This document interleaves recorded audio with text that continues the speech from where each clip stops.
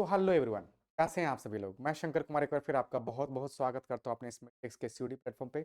और आज हम अपने इस बोर्ड बूस्टर प्रोग्राम के अंदर बात करने वाले हैं आपके क्लास 12th की हिस्ट्री के मॉडर्न सॉरी मेडिवल जो हिस्ट्री का जो बुक है वहाँ पे विजयनगर और हम्पी के बारे में बेसिकली वहाँ पे बात करेंगे। तो ये वो किंगडम है जहाँ पे आप देखेंगे कि ये जाना जाता था अपने आर्किटेक्चरल मार्वल्स के लिए। जिस तरीके से यहाँ पे आप देखेंगे कि राजा के द्वारा धर्म को भी पैटर्नेज दिया गया था। और स्पेशली जो इन्होंने सेक्युलर, आप यहाँ पे देखेंगे कि आप पूछे कैसे भी आप देखेंगे स्ट्रक्चर जो कि अलग अलग सेक्ट से रिलेटेड थे, बट वहाँ पे आर्किटेक्चर देखेंगे वो काफी इवन तरीके से वहाँ पे डिस्ट्रीब्यूटेड है। आप देखेंगे कि मस्जिद है लेकिन फिर भी वहाँ पे उसका स्टाइल देखेंगे बनाने का, वो हमारे हिंदू कल्चर से एसोसिएटेड होगा, इन्फ्लुएंस्ड होगा। तो ये काफी यूनिक स्ट्रक्चर है, बहुत ही रेयरली आप देखेंगे यहाँ पे। तो उसी के डिस्कशन के दौरान हम यहाँ पे आज रीडिस्कवर करने वाले हैं, फिर से जीने वाले हैं हम्पी को।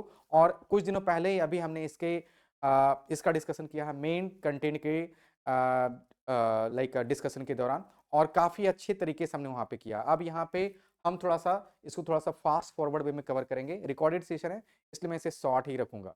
तो ये है चैप्टर जहाँ पे बात करोगे विजयनगर अंपायर की, और स्पेशली ये वो पीरियड होगा जहाँ पे आप कृष्णदेव राय के बारे में बात करोगे।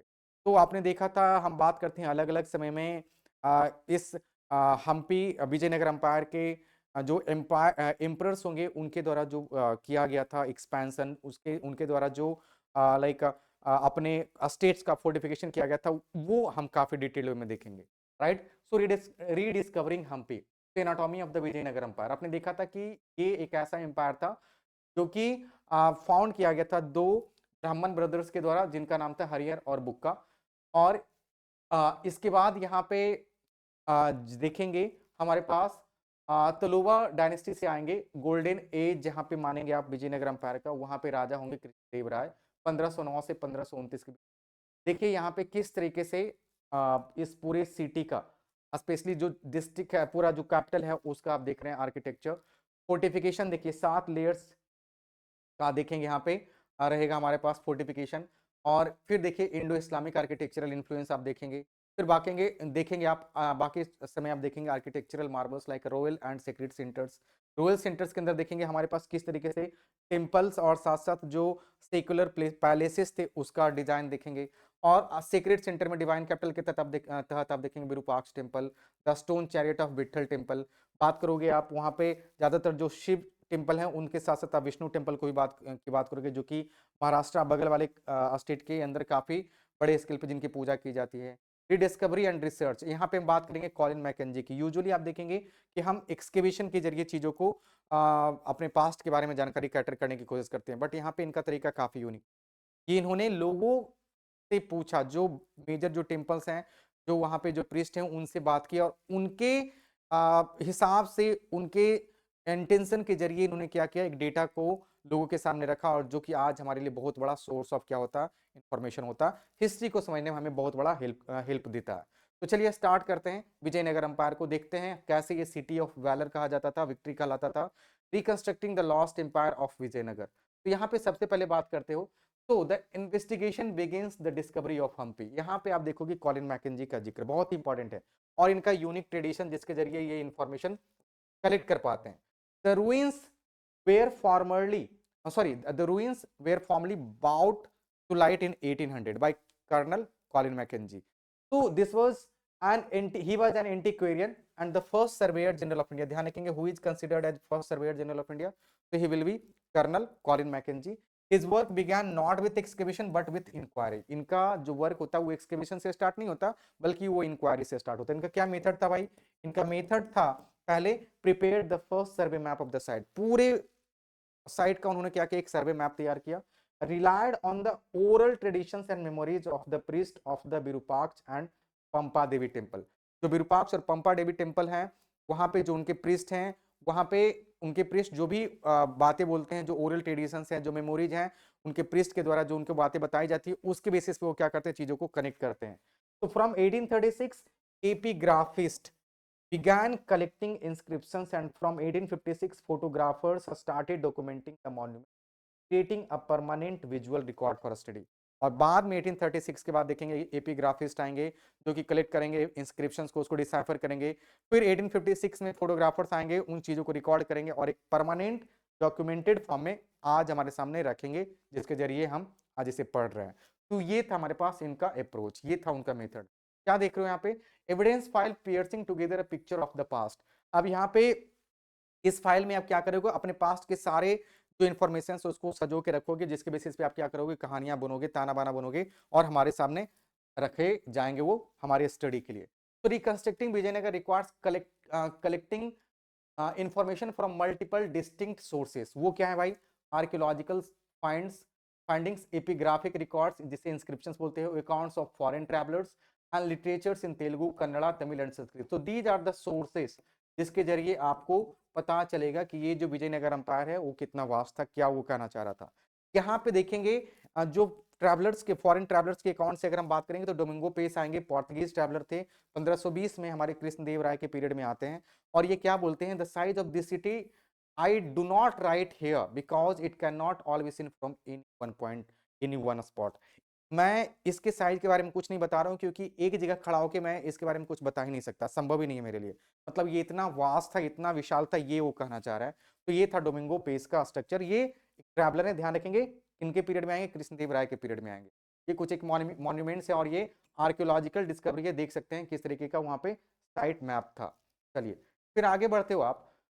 तो ये उनका एक छत्र राज था। यहाँ पे नॉर्थ में देख रहे हो तो दक्कन सल्तनत है, यहाँ पे गजपति किंगडम है जो कि उड़ीसा से एसोसिएटेड है। और यहाँ पे अगर आप स्पेशली देख रहे हो तो ये हमारे पास तुंगभद्रा रिवर है, कर्नाटका के अंदर, आप जानते हो इसके बारे में, राइट। तो ये सारे हमारे पास क्या हो गए, तुंगभद्रा रिवर को लेके ही बेसिकली क्लास था। ये कृष्णा रिवर हो गया हमारे पास और यहाँ पे हमारे पास तुंगभद्रा रिवर हो गया, दोनों को लेके ही स्पेशली क्या होता था, क्लास होता था। और विजयनगर स्पेशली जानी जाती थी अपनी वाटर हार्वेस्टिंग टेक्निक के लिए। जिस तरीके से इन्होंने सालों भर, पेरिनियल सिस्टम तो यहाँ पे नहीं था, फिर भी जिस तरीके से ये वाटर को हार्वेस्ट करते थे, सालों भर अपने किसानों के लिए वाटर उपलब्ध कराया करते, that was a very unique method. और यहाँ पे आप देखेंगे उसका जिक्र होते हुए। तो यहाँ पे देख रहे हो फॉन्डिंग की बात करेंगे, established in 1336 by two brothers Harihar and Bukka of the Sangam dynasty. Sangam dynasty के जो हरिहर एंड बुक्का थे उनके द्वारा ये माना जाता है कि फाउंड किया गया था। तो आपने देखा था कि संगम के बाद थे सलुबा, फिर तुलुबा, ये इनके बाद फिर अराबिदो, ठीक ना, संगम, देन सलुबा एंड तुलुबा, एंड लास्ट में क्या रहेंगे, अराबिदो रहेंगे, ठीक है ना। और तुलुबा डायनेस्टी से हमारे पास कौन आ रहे थे, कृष्णदेव राय आ रहे थे, जिनके पीरियड में ये डायनेस्टी अपने पीक पे पहुंचती है। ये मतलब ये पूरा अंपायर पीक पे पहुंचता है, राइट। तो जो यहाँ पे देख रहे हो कंटेम्प्रेरी नेम इसका क्या था भाई, known to its people as Karnataka साम्राज्य। एक आपको पता है कि आज भी अगर आप जानते हैं तो ये पीरियड, ये जो पूरा क्षेत्र है कर्नाटक के नाम से ही जाना जाता है। और देखिए ये था हमारा उस वक्त का पीरियड। इसका एक्सपेंशन देख सकते हैं तमिलनाडु, आंध्र प्रदेश तक भी था, राइट। जो पॉलिटिकल कंटेक्स्ट की बात करते हो तो इसके नॉर्थ में क्या है भाई, दक्कन है। On its northern frontier, the empire competed fiercely with the Deccan Sultanate and the Gajapati rulers of Odisha for control of fertile river valley and lucrative sea trade। आपको पता है कि इतना बड़ा वास्ट टेरिटरी, इतना बड़ा वास्ट कोस्टल टेरिटरी किसी के लिए भी स्ट्रेटेजिकली इंपॉर्टेंट हो सकता है। और इसीलिए कॉन्स्टेंटली आप देखेंगे यहाँ के जो रूलर रहेंगे वो दक्कन से और गजपति किंगडम से लड़ाई करते रहेंगे। और साथ साथ नदी भी जो रहेगी कृष्णा और तुंगभद्रा, वो भी एक मेजर कॉन्फ्लिक्ट कॉज करने के लिए इनफ होगी। डायनेस्टीज की बात करते हो, power shifted between four dynasties, Sangama till 1485, then Saluva until 1503 and then Tuluva and finally Aravidu. ये हमारे पास यहाँ पे क्या हो गया, चार डायनेस्टीज हो गए जिनके द्वारा ये पूरा जो क्षेत्र है वो रूल किया जाएगा। तो दापोजी जो पीक पे पहुंचेगा ये एम्पायर, तो वो होगा द रेन ऑफ कृष्णदेव राय, 1509 से 1529 के बीच में ये रहेंगे। और इन्हीं के पीरियड में देखेंगे हमारे डोमिनिक पेस आएंगे, डोमिंगो पेस आएंगे जो कि पोर्तुगीज ट्रैवलर थे। की अकम्प्लिशमेंट इनकी बात करते हो तो इनके द्वारा क्या उपलब्धियां इनकी थी, गौर करेंगे। एक्सपेंशन एंड कंसोलिडेशन, अपने क्षेत्र को इन्होंने एक बहुत बड़े वास्ट टेरिटरी के फॉर्म में एक्सपैंड किया और कंसोलिडेट करके रखा। तो एक्वायर्ड द रायचूर दोआब, ध्यान रखेंगे ये सारे इनके द्वारा एक्सपेंशनिस्ट पॉलिसी जो थी उसके द्वारा ये क्षेत्र मर्ज किए गए थे इनके लैंड में। रायचूर दोआब को इन्होंने कैप्चर किया। Subdued the rulers of Orissa 1514 में। यहाँ से क्वेश्चन आते हैं अरेंज करने के लिए क्रोनोलॉजी के हिसाब से, तो ध्यान रखेंगे। And defeated the sultan of Bijapur. ये तीन जो सक्सेसिव बैटल्स थे, इसके जरिए देखिए काफी बड़ा वास्ट टेरिटरी इन्होंने क्या किया था, एक्युमुलेट कर लिया था। पैटर्न्स ऑफ आर्ट्स, इसके साथ साथ जब एक बहुत बड़े कुशल शासक थे ये, एक बहुत बड़े लाइक समझ लो कि राजा तो थे, उसके साथ साथ ये पैटर्न भी थे किसके, आर्ट्स के। Credited with building impressive gopuram gateway, जो टेम्पल्स के चारों तरफ देखते हैं बड़े बड़े जो टॉल काफी ऊंचे ऊंचे जो गोपुरम देखते हैं, गेटवे वो देखते हैं, वो इन्हीं के द्वारा प्रोपेगेट किया गया था। तो for major south Indian temples and founding the suburban township of Nagalapuram जो सबर्बन टाउन है इन्हीं के द्वारा फाउंड किया जाता है। और जो बड़े बड़े गोपुरम देखते हो हर एक टेम्पल्स के, वो इन्हीं के द्वारा क्या किया गया था, सबसे पहले बनवाया गया था। तो ताकि एक राइवलरी के तौर पे, क्योंकि ये इतने बड़े बड़े होते थे कि दूर से ही आपको दिख जाएंगे कि भाई वो गोपुरम है, और उससे पता चल जाता है कि भाई ये किस किंगडम में हम आ गए हैं। तो ये था एक मैसेज। स्कॉलर किंग की बात करते हो तो ये खुद ऑथर थे, बहुत बड़े विद्वान भी थे। ये लिखते हैं author the Amuktamalyada a treatise on statecraft, कैसे स्टेट चलाना है। आपका स्टेट के अंदर अगर आप राजा हो तो क्या होना चाहिए आपका स्ट्रक्चर, किस तरीके से आप लोगों को गवर्न करोगे, तो वो अपने बुक अमुक्त माल्यादा के अंदर लिखते हैं। तो there he highlights a treatise on a statecraft. तो ये क्या देख रहे हो यहाँ पे, उनके द्वारा कुछ बातें बोली जा रही है, जरा गौर कीजिएगा। अब आपको पता है कि ये जो हमारा पूरा क्षेत्र है विजयनगर का, ये दो साइड से बहुत बड़े कोस्टल टेरिटरीज को कवर कर रहा है। तो इतने बड़े वास्ट कोस्टल टेरिटरीज को लेके आपने देखा था कि इनका राइवलरी भी रहा है डेक्कन से और गजपति किंगडम से। तो तब भी ये हाईलाइट करें कि भाई हमें इतने बड़े क्षेत्र को कंट्रोल करना है और ट्रेड्स को मेन क्या करना है, कंटिन्यू होने देना। और जो अपना स्ट्रक्चर है, जो पावर है ट्रेड के ऊपर, इस तरीके से बना के रखना कि किसी और का यहाँ पे हक ना हो, हिम्मत ना हो कि हमारे टेरिटरी में क्या करे, इंटरफेयर करे। तो a king should improve the harbours, क्या बोलते हैं कि अपने जो हार्बर्स हैं, कोस्ट में हार्बर्स रहेंगे, बंदरगाह होंगे ही, पोर्ट होंगे ही, तो उसका क्या करना है, ख्याल रखना, उसको मेंटेन करना, राइट। तो king should improve the harbours, देखिएगा, of his country and so encourage its commerce. और जब हार्बर आपका इंप्रूव होगा तो ज्यादा से ज्यादा क्या होंगे वहां पे, एक्सपोर्ट इंपोर्ट के लिए जहाज वगैरह आएंगे, शिप वगैरह आएंगे, तो उससे क्या होगा, ट्रेड एंड कॉमर्स इंकरेज होगा। दैट, और वहां पे ट्रेड्स जो होगा वो किस चीज का होगा भाई, हॉर्सेस का, एलिफेंट्स का, प्रीसियस जेम्स का, सैंडलवुड का, पर्ल्स का and other articles which will freely imported. और यहां से बाहर क्या किए जाएंगे, इंपोर्ट किए जाएंगे और एक्सपोर्ट किए जाएंगे। तो बाहर से लोग आएंगे, इसको खरीदेंगे, मतलब वो इंपोर्ट किया जा रहा है, हम भी उनसे कुछ खरीदेंगे, तो ये जो ट्रेड होगा वो हम दोनों के लिए सही रहेगा। पर मोर ओवर बात करेंगे तो हमारे क्षेत्र में हो रहा है ट्रेड, तो हमारे लिए तो हमेशा क्या रहेगा, एक ब्लेसिंग रहेगा। तो उसके ऊपर एक राजा को काम करना चाहिए। तो ये कृष्ण देव राय बोल रहे हैं किसमें, अपने अमुक्त माल्यादा वाले बुक के अंदर, ठीक ना। चलिए, राय का मतलब क्या होता है, राजा। राय का मतलब क्या होता है, राजा होता है, ठीक ना। चलिए, यहाँ पे क्या देख रहे हो, the engine of empire the Amara Nayaka. अब यहाँ पे बात करते हो एडमिनिस्ट्रेशन, बात कर रहे हो आप यहाँ पे एडमिनिस्ट्रेशन। एडमिनिस्ट्रेशन का क्या प्रोसेस था भाई, तो इन्होंने लाइक दिल्ली सल्तनत से इंस्पायर होके इकता सिस्टम जो वहां पे होता था, फ्यूडल सिस्टम की ही आप बात करोगे, जहां पे क्या होता था कि राजा अपने सबसे नजदीक, जो उनके सबसे फेवरेट, सबसे चुनिंदे लोग होते थे, उनको देते थे रिस्पॉन्सिबिलिटी कि भाई ये तुम्हारी रिस्पॉन्सिबिलिटी है कि इस क्षेत्र में तुमको देखरेख करना है, और वहां के लोगों की देखभाल करते हुए अपने सेना को मेंटेन करना है, और वहां से रेवेन्यू भी वसूलना है, और उस रेवेन्यू को में से ही बचाव चाहे कुछ हमारे खजाने में भी भेजना है। तो ये था हमारे अमरनायक का सिस्टम का स्ट्रक्चर। यहाँ पे एक राजा हो गया टॉप पे, सबसे टॉप पे क्या है, अपेक्स पे राजा है। राजा क्या किया है, बहुत सारे अमार नायक को क्या कर दिया, अपना क्षेत्र दे दिया है, टेरिटरी दे दिया है। ये टेरिटरी इनको दिया गया, और ये क्या करेंगे, इनको रेवेन्यू देंगे, ये देंगे रेवेन्यू, ये देंगे रेवेन्यू, रेवेन्यू, ठीक ना। और यहां से ये देंगे आपको क्या, टेरिटरी। ये चीज आप ध्यान रखेंगे, यहां से इनको क्या मिलेगा भाई, इनको मिलेगा टेरिटरी, इनको मिलेगा टेरिटरी, ये दे रहे हैं इनको टेरिटरी, ठीक ना, टेरिटरी। तो ये स्ट्रक्चर था यहाँ पे। और अमार नायका जिसे बोलते हो मिलिट्री कमांडर, ये था उस अंपायर का एक काफी यूनिक सिस्टम, जो कि इंस्पायर था किससे, इक्ता सिस्टम से, जो दिल्ली सल्तनत के दौरान क्या किया जा रहा था, प्रैक्टिस किया जा रहा था।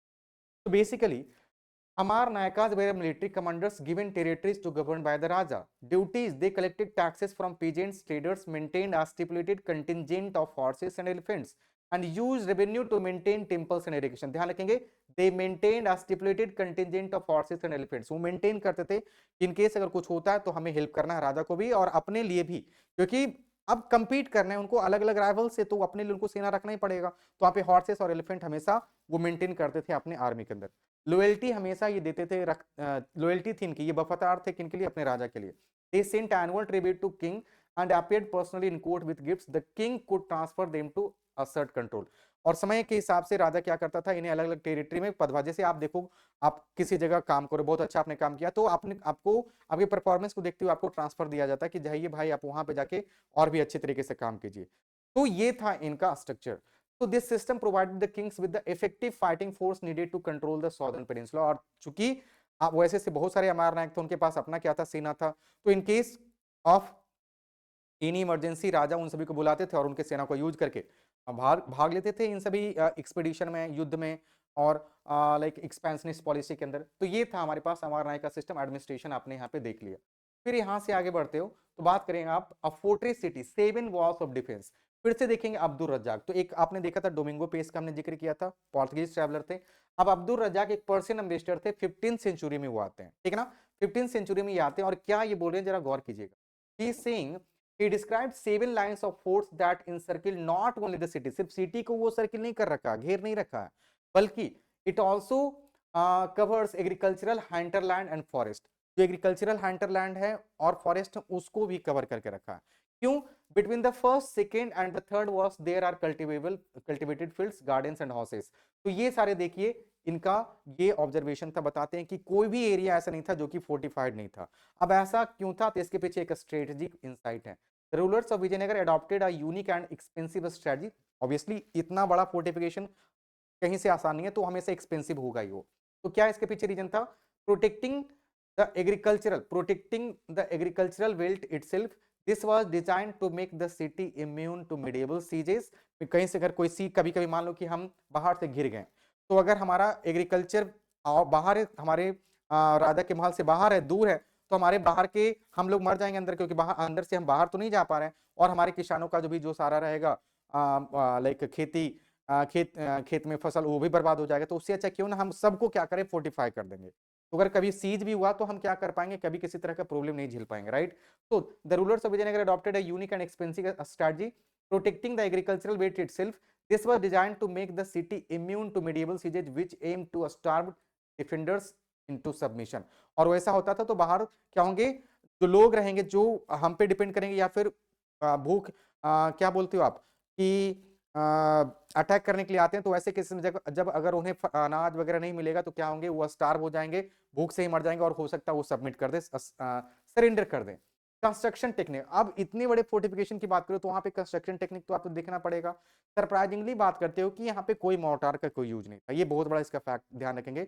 मोर्टार जो आपने इंडस वैली सिविलाइजेशन के दौरान देखा था, एंशिएंट पीरियड में उसका यूज हो रहा था फ्लोर वगैरह को सील करने के लिए, दीवार वगैरह को खड़ा करने के लिए, उसका अभी कोई यूज नहीं। एक काफी सरप्राइज यहाँ पे, सरप्राइज वाला बात है। Massive machinery was slightly tapered with wedge shaped stone blocks held in place without mortar। देखिए without mortar, the inner portion was packed with earth and rubble. अंदर से उसको लाइक अर्थ और मिट्टी से और रबल से क्या किया था, पैक किया गया था। बाहर से वो क्या रहता था, खड़ा रहता था, और जिसको देखेंगे एक कुछ इस तरीके का व्यू प्रेजेंट करते हुए। ये था हमारे पास वहां पे फोर्टिफिकेशन का स्ट्रक्चर, ये आपने देख लिया। फिर आगे बढ़ते तो क्या देख रहे हो, the life blood of an arid land, masterful water engineering. यहाँ पे देखिए कितने यूनिक तरीके से इन्होंने क्या किया था, पूरे टाउन के वाटर मैनेजमेंट को मैनेज किया था, वाटर मैनेजमेंट को दिखाया था, और पूरे लाइक क्षेत्र में आप वो समझिए कि सबको, हर एक जो एग्रीकल्चरल लैंड्स थे उसको क्या करते थे, पानी प्रोवाइड कराने के लिए दमखम रखते थे। तो ये हमारे पास हो गया हमारा तुंगभद्रा रिवर। अब यहाँ पे देखिए हमारे पास कमलापुरम टैंक हो गया, फिर यहाँ से आप देखिए रॉयल सेंटर जा रहा है, सेक्रेट सेंटर जा रहा है। यहाँ पे क्या हो गया आपका, यहाँ पे है ना एक रिजर्वायर है जिसका क्या नाम होगा, हरका डैम, हिरिया कनाल है, ठीक ना। तो ये सारे पॉइंट्स है, नेचुरल बेसिन था। This city is situated in basin formed by the Tungabhadra river surrounded by granite hills from which streams flowed port in lower font. यहाँ पे इसको हटा देंगे, ठीक है ना। रिजर्वायर्स की बात करते हो, एम्बैंकमेंट्स वेयर बिल्ट अलोंग, देखिएगा यहाँ पे एम्बैंकमेंट्स, जिसके जरिए समझिए तो आप क्या करो, पानी को कंट्रोल करो, उसके मूवमेंट को कंट्रोल करो, right. So embankments were built along the streams to create reservoirs. The 15th century Kamalapuram tank irrigated fields and supplied very important. So ये है water management, ठीक है ना। Kamalapuram tank irrigated fields and supplied water to the royal center, ठीक है। फिर canals की बात करते हो, the Hiria canal drew water from a dam on the Tungabhadra to irrigate the valley between the sacred center and the urban core। तो ये आप सारे पॉइंट्स देख रहे हो तो आपको पता चलेगा कि कितना नेचुरल बेसिन खुद था तुंगभद्रा बेसिन। फिर यहाँ पे बात कर रहे हो हमारे पास था कमलापुरम टैंक था। फिर बात करते हो कनाल था जो कि हिरिया कनाल था जो कि तुंगभद्रा से ही पानी ड्रेन करके अलग अलग एरियाज में क्या करता है डिस्ट्रीब्यूट करा था। तो ये सारे यूनिकनेस थे। इम्पैक्टमेंट भी आपने देखा, तो इसके जरिए आप क्या कर रहे थे, वाटर को चैनलाइज कर रहे हो। अब यहाँ पे बात करते हैं रोयल सेंटर्स की, the AP centre of power and patronage. यहाँ पे आप क्या देखोगे, यहाँ पे आप देखोगे कि हमारे पास ये जो सेंटर था, स्पेशली हम्पी की बात करते हो तो ये बसा हुआ है उस एरिया में जहां पे आप देखेंगे सिर्फ पहाड़ी टेरेन है बिल्कुल। एक ऐसा क्षेत्र जहां पे आप कुछ नहीं आपको मिलने वाला। तो की फीचर इसका क्या था, located in the south western part of the city, एकदम साउथ वेस्टर्न पार्ट में ये बसा हुआ है। कंटेन्ड ओवर 60 टेंपल, यहाँ पे 60 से ज्यादा टेंपल हैं। Demonstrating that patronage of cult was crucial for legitimizing royal authority.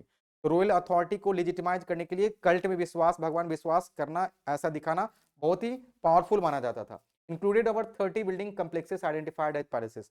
30 more than 30 palaces have been identified, उसके बारे में आप देखोगे जिक्र। अब यहाँ पे आर्कियोलॉजिकल नोट की बात करें तो जो पैलेसेस थे और जो हमारे पास लाइक क्या बोल सकते हैं जो टेम्पल्स थे उनके जो आर्किटेक्चरल डिजाइन थे वो काफी यूनिक थे।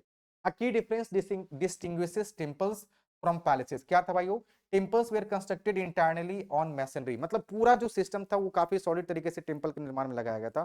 सॉलिड रॉक्स वगैरह वहां पे यूज करके उसका निर्माण किया गया था, जो आज भी एकदम जस करता है। पर अगर बात करते हो पैलेसेस की, तो नीचे तो रॉक दिया गया था, लाइक जो हमारे फाउंडेशन वहां पे रॉक देखेंगे, बट जो पिलर्स के बाद जो ऊपर के जो रूफ्स वगैरह थे वो उड़ के थे। तो समय के चलते वो क्या हो गए, पेरिस्ड हो गए, बर्बाद हो गए।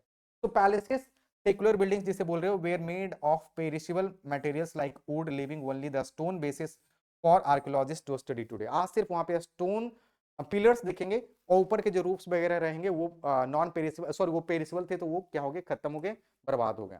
अब यहाँ पे एक एक करके देखोगे, जैसे यहाँ पे अगर बात करते हो टेम्पल्स की, तो महानवमी डिब्बा की बात कर रहे हो। महानवमी आपको पता है, महानवमी दुर्गा जो दशहरा होता है उससे रिलेटेड है।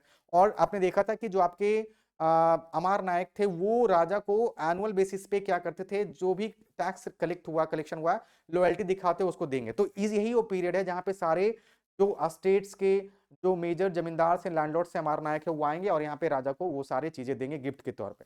फिर यहाँ पे देख लो लोटस महल है, हजार रामा टेम्पल है यहाँ पे, ठीक ना। ऑडियंस हॉल यहाँ पे देख रहे हो, फिर महानवमी डिब्बा देख रहे हो। तो यहाँ पे आप देख रहे हैं स्पेशली महानवमी डिब्बा के बारे में जिक्र। इसका देखिए कितना विशाल भव्य आर्किटेक्चर है। इसका क्या फंक्शन था, क्या यहाँ पे रिचुअल कंडक्ट किए जा रहे थे, जरा गौर कीजिएगा। महानवमी मतलब दशहरा, वहां पे 9 दिन होते ना, माँ दुर्गा का पूजा होता है, राइट। तो this was a massive platform, 11,000 square feet base था और 40 फीट का इसका हाइट था। That one supported wooden superstructure, और इसके ऊपर क्या माना जाता था कि वुडन सुपरस्ट्रक्चर होता था जहां पे हो सकता है राजा उजा बैठते थे और दिखते थे। The focal point of the Mahanavami festival, 10 day festival in autumn also known as Dussehra और नवरात्रि, तो उससे रिलेटेड था, ठीक है। और आज भी देखेंगे तेलंगाना वगैरह में काफी धूमधाम से, कर्नाटक में काफी धूमधाम से मनाया जाता है। On this occasion the Vijayanagar kings displayed their prestige, power and suzerainty, अपना आधिपत्य, अपना पावर, सारी चीजों को ये क्या करते थे, दिखाते थे। Ceremonies included worship of the state horse, जो उस वक्त के हॉर्स थे, एनिमल्स थे, सेक्रीफाइसेस थे, डांस थे, रेसलिंग थे, मैचेस, ग्रैंड प्रोसेशन के दौरान सभी चीजों को डिपिक्ट किया जाता था, डिस्प्ले किया जाता था। तो the king would inspect his army and receive tribute from the chief Nayak, जो किंग रहेंगे वो अपने आर्मी से क्या करेंगे, जो मैंने बोला अमार नायक रहेंगे उनसे क्या करेंगे, ट्रिब्यूट रिसीव करेंगे, और क्या करेंगे, अपने जो आर्मी है उसको क्या करेंगे, इंस्पेक्ट करेंगे। सारे आर्मी मतलब अलग अलग जो अमार नायक है उनके पूरा सिस्टम को बुलाया जाएगा, पूरे जो आर्मी में जो सेटअप है, घोड़े हैं, हाथी हैं, सबको बुलाया जाएगा और उसको इंस्पेक्ट करेंगे। देखेंगे कि कितना उनका लेवल है, कितने कहाँ पे क्या हमारे पास हो सकता है कुछ सुधार, तो वो सारी चीजें यहाँ पे चेक करते थे। और ये वही हमारे पास महानवमी डिब्बा से एसोसिएट। अनसोल्ड पजल यहाँ पे ये है कि scholars note that the space surrounding the structure seems इनएडिक्वेट for the elaborate processing, ये सारी चीजें हमें मिलती है वहां के कुछ एक इंस्क्रिप्शंस के अंदर उसका जिक्र। पर इतने बड़े वास्ट स्केल पे अगर हम बात करेंगे, अगर कोई मेला लग रहा है, कोई प्रोसेशन हो रहा है, तो उसके लिए हमें इसके चारों तरफ बहुत बड़ा स्पेस चाहिए, पर वैसा दिखता नहीं है। So scholars note that the space surrounding the structure seems inadequate for the elaborate processions described in historical accounts, leaving its precise use and enigma। तो ये एक में भी, चूंकि आप देखेंगे हमेशा जो इंस्क्रिप्शंस मिलते हैं वो राजाओं के द्वारा खुद लिखवाए जा रहे थे, और वहां पे थोड़ा सा बढ़ा चढ़ा के तो राजा अपने बारे में लिखवाएंगे, तो ये भी एक रीजन हो सकता है, थोड़ा सा ओवर एग्जैजरेशन आप देख रहे हो, एग्जैजरेशन और को भी हम यहाँ पे ओवर बोल रहे हैं। तो ये देख रहे हो यहाँ पे एक हमारे पास मेजर पॉइंट होता है। Architectural gems of the royal centre, यहाँ पे बात कर रहे हो आप the lotus temple, named by the 19th century British travellers, its exact function is unknown. इसका क्या फंक्शन था आज भी हमारे लिए क्या है, अननोन है। तो a map of Mackenzie suggest it may have been a council chamber, its arches show influence from the Indo Islamic architectural technique. जो आर्क्स है ये सारे जो देख रहे हो इंडो इस्लामिक आर्किटेक्चर को दिखाता है, पर इसका क्या फंक्शन था आज भी हमारे लिए क्या है, अननोन है, ठीक ना। चलिए अब हजार राम टेम्पल की बात करते हो, यहाँ पे इसके इसके बारे में अगर माना जाए तो ये वो टेम्पल था जहाँ पे स्पेसिफिकली राजा लोग किस कुछ स्पेसिफिक पायोस ओकेजन के टाइम में लाइक पूजा वूजा करने के लिए आते होंगे। So likely a private temple used exclusively by the king at his and his family, while the central images are missing। जो सेंट्रल इमेज है वो आज हमारे लिए मिसिंग है। Its inner walls are covered in exquisitely sculpted panels depicting the epic of the Ramayan. जो रामायण के हर एक फेज होते हैं उसका देखेंगे डिपिक्शन है इनके इनर वॉल्स के ऊपर। और यहाँ पे अगर देखते हो तो यहाँ पे अंदर में जो इनर जो हमारे पास क्या बोल सकते हो सेंट्रल इमेज था वो वहां पे नहीं है, पर अगर अभी अंदर जाओगे तो आपको पता चलेगा कि वो काफी वास्ट, काफी बड़े स्केल पे, काफी यूनिक तरीके से सारे जो रामायण से रिलेटेड स्टोरीज है उसको वहां पे कार्व किया गया था, स्कल्प्ट किया गया था, राइट। तो अ sacred centre, a landscape of gods and Kings. तो आप समझने वाली बात है कि इतने अन इवन टेरेन में आप इसे क्यों देख रहे हो, क्यों हम यहाँ पे देख रहे हैं कि लोग आ रहे हैं और यहाँ पे बस रहे हैं और इतने बड़े वास्ट टेरिटरी के बारे में हम चर्चा कर रहे हैं, ऐसा क्या था यहाँ पे। तो समझने वाली बात ये है, गौर कीजिएगा कि मैथोलॉजिकल रूट्स, लोकल ट्रेडिशंस बहुत ही इंपॉर्टेंट है ये बात। तो local traditions associate the hills with the monkey kingdom of Vali and Sugriva from Ramayana, right. फिर डिवाइन प्रेजेंस की बात करते हैं, एक तो बाली और सुग्रीव से इसे एसोसिएट किया जाता है। डिवाइन प्रेजेंस क्या है भाई, believe to be where the goddess Pampa Devi perform penance to marry Virupaksha. Pampa Devi माना जाता है कि भगवान माता पार्वती की एक रूप थी और विरूपाक्ष जो कि शिव होते हैं उनसे पूजा करने के लिए जो वो क्या करते हैं, पेनांस तपस्या जो करती हैं, जो सेक्रीफाइसेस करती हैं वो यहीं पे वो करती हैं। तो this is the guardian deity of this kingdom, she is considered the guardian deity of this kingdom, who is she Pampa Devi. Historical depth की बात करते हो, the area contain Jain temples from the pre Vijayanagar period. ये जो एरिया है विजयनगर से बहुत पुराने फेजेस की अगर बात करते तो वहां पे आप देखेंगे जैन टेम्पल हुआ करते। तो ये भी एक मेजर रीजन रहा होगा जहां पे राजा ने सोचा होगा कि क्यों ना इसी एरिया में हम क्या करें, अपना डेवलपमेंट करें। तो यहाँ पे आपने इसे देखिए, divine right to rule, the Vijayanagar kings claim to rule on behalf of the god Virupaksha. ये बोलते हैं कि हम भगवान शिव के बिहाफ में यहाँ पे अपने लोगों के ऊपर क्या कर रहे हैं, शासन कर रहे हैं। और अगर देखते हो all royal orders were signed Shri Virupaksha, जो भी रॉयल ऑर्डर पास किए जा रहे थे वो श्री विरूपाक्ष मतलब भगवान शिव के नाम से क्या किए जा रहे थे, रिलीज किए जा रहे थे। दे अडॉप्टेड द टाइटल हिंदू सुरातंत्र, सुरातंत्र मतलब सुल्तान से ही को ही आपने संस्कृताइज कर दिया और यहाँ पे उसे सुरातंत्र बोल रहे हो, ध्यान रखेंगे। दिस इज सुरत राणा बोल रहे हो, हिंदू सुरत राणा बोल रहे हो। तो this is a sanskritization of the Arabic term sultan, literally meaning Hindu sultan. तो ये सारी चीजें आप देख रहे हो यहाँ पे डिस्कस किए जाते हुए। Imperial statement in stone gopuram and mandaps, इतने ऊंचे ऊंचे भव्य मंडप का आप क्यों जिक्र देखते हो। राजा गोपुरम, राया मतलब आपने देखा राजा गोपुरम की बात करते हैं। Royal gateways of immense scale that often dwarf the central shrine towers, जो मेन टेंपल का जो सेंट्रल श्राइन होता था उससे कई गुना ये भयंकर तरीके से, बड़े तरीके से किया गया था, इन सभी गेटवेज को बनाया गया था। अब इनका क्या मतलब था, they signal the temples presence from afar and were a statement of the kings power and ability to command resources. और इससे पता चलता था कि ये कितना वास्ट टेरिटरी, कितना बड़ा किंगडम है, कितना ज्यादा यहाँ पे रिसोर्स है। ये मतलब समझिए तो एक कंपटीशन भी है लोग अलग अलग डायनेस्टीज के बीच में। मंडप्स की बात करते हो, elaborate pillared pavilions used for divine weddings, music and dance performance. जो मंडप था वहां पे ये सारे फंक्शंस किए जाते थे। पिलर्ड पवेलियंस थे जहां पे डिवाइन वेडिंग्स और म्यूजिक और डांस परफॉर्म किए जाते थे। द विठल टेंपल की बात करते हो तो ये भगवान विष्णु को डेडिकेटेड है। The prime example of imperial culture dedicated to a form of Vishnu worships in Maharashtra. It features several horse and unique shrine design to a stone chariot. ये स्टोन चैरियट आप देख रहे हो। Its chariot streets were paved and lined with pavilions where merchant set up shop. और इसके बगल में यहाँ पे देखोगे जो बीच में गली है, मतलब एक ऐसे रथ बनाए गए, इस धारी में रथ बना दिया गया, रथ बना दिया गया है, फिर यहाँ पे रथ बना दिया है, रथ बना दिया और बीच में गैप है, वहां पे मर्चेंट्स लोग अगर कुछ स्पेसिफिक ओकेजन हुआ करते थे, फेस्टिवल्स हुआ करते थे, तो वहां पे अपना शॉप वगैरह रखा करते थे। तो ये था हमारे पास इंपीरियल स्टेटमेंट्स, गोपुरम और मंडप्स का आपने जिक्र कर दिया। अब लास्ट में बात करेंगे कि इतना भव्य टेरिटरी था तो अचानक हुआ क्या। तो the cataclysm, the battle of Talikota, जिसे बोलते हो राक्षस टंगड़ी, बैटल ऑफ राक्षस टंगड़ी, राक्षस टंगड़ी, ठीक है ना, 1565 में होता है। Following Krishnadeva Raya path to ruin, death in 1529, the empire was troubled by rebellious Nayakas. अब चूंकि वो नायकास अब कंट्रोल से बाहर हो गए हैं क्योंकि कृष्णदेव राय डिपार्ट कर गए हैं, तो द चीफ मिनिस्टर बनते यहाँ पे उनके जाने के बाद कौन होते हैं, राम राय, राम राय बनते हैं यहाँ पे चीफ मिनिस्टर। ये एक एडवेंचरस पॉलिसी को इख्तियार करते हैं। लाइक क्या था भाई, वो टू प्ले द दक्कन सल्तनत अगेंस्ट वन अनदर, एक दूसरे के खिलाफ वो क्या करते हैं, लड़वाते हैं। और यहाँ पे एक बार फाइनली क्या होता है, सभी जो दक्कन के किंगडम्स थे एक साथ आके इनको हरा देते हैं। फॉल यहीं पे इनके स्ट्रेटजी के थ्रू ही होता है। तो the strategy backfired, leading the Sultanate of Bijapur, Ahmadnagar and Golconda to form an alliance against Vijayanagar. In 1565, the Battle of Rakshas Tangri, Talikota जिसे बोलते हो आप, the Vijayanagar army was decisively routed. The victorious army sacked the city of Vijayanagar. Within a few years, the magnificent capital was totally abandoned. कोई भी वहां पे नहीं है, खंडहर की तरह वो क्या हो गया वहां पे, अब वीरान हो गया। तो question left in the stones. The stones tell us of kings and gods. Architectural plans reveal how species were organized. But what our evidence often cannot tell us is the story of the vast majority of the people. Right? Unanswered question अभी भी हमारे पास रह जाते हैं. What did the ordinary men, women and children who lived here think of these impressive buildings? Who were these masons जिन्होंने इतने बड़े बड़े vast temples को बनाया, वो कौन थे? स्टोन कटर कौन थे? And sculptures who built this city, where did they come from, वो कहां से आए थे और कहां चले गए? What did the people who worked on these colossal projects think of the enterprise to which they contributed their labor? इतने बड़े मेहनत की कर रहे थे वो, तो उनको क्या लगता है कि वो क्यों कर रहे हैं इतना सारा मेहनत? तो कुछ तो यहाँ पे लाइक अनआंसर्ड क्वेश्चन है, हम धीरे धीरे करके उसको जानने की कोशिश करेंगे। But the ruins of Vijayanagar are not just a record of lost empire but an invitation to continue the search of answer. ये है पूरे चैप्टर का डिस्कशन, कंप्लीट होता है ये चैप्टर। अब बच गया इस चैप्टर के क्वेश्चंस को देखना, हम देख ऑलरेडी पीवाईक्यूज करवा रखे हैं, आई होप आपको याद होगा।